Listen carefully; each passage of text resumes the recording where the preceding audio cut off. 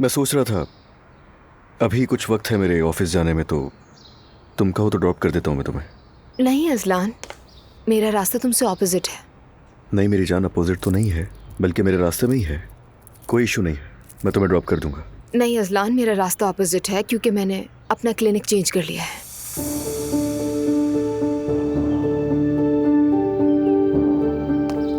क्या मतलब है?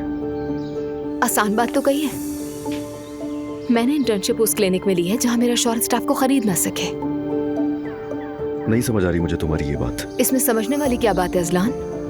तुमने मेरे पीछे साजिश की और मैंने उसकी इजाजत नहीं दी। दुआ, ये क्या बकवास कर रही हो? तुम्हें अंदाजा भी है?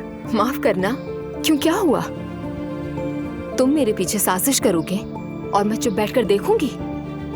अजलान देखो, मैं नहीं चाहती कि मेरा अंजाम नूर जैसा हो। दुआ, नूर का इस सबसे ताल्लुक ही क्या है? पागल हो तुम क्या? रास्ते अलग हैं मगर नतीजा एक ही है। आखिरकार दोनों दबाव में हैं। अजलान देखो, अगर तुम आके कहते कि बात ये है और मैं परेशान हूँ तो वो और बात होती और मैं समझने की कोशिश करती, लेकिन ये जो तुमने किया है इंतहाई गलत है। देखो, डॉक्टर बनने जा रही हूँ मैं। अब मरीज कोई मर्द या औरत नहीं होता। हाँ, डेंटिस्ट बनने वाली हो तुम, मगर उसके साथ तुम एक माँ भी बनने वाली हो, मेरे बच्चों की माँ। जरा भी फिक्र मत करो, मैं अपने बच्चों को कभी नजरअंदाज नहीं करूंगी। लेकिन मेरी तुमसे एक दरखास्त है, मेरे पीछे चुपके से कोई चाल मत चलना। अजलान देखो, तुम्हारे अंदर ये जो ताबेदारी पाई जाती है, उसी को देखकर तो मैं तुम पर फिदा हुई थी। आ जाए।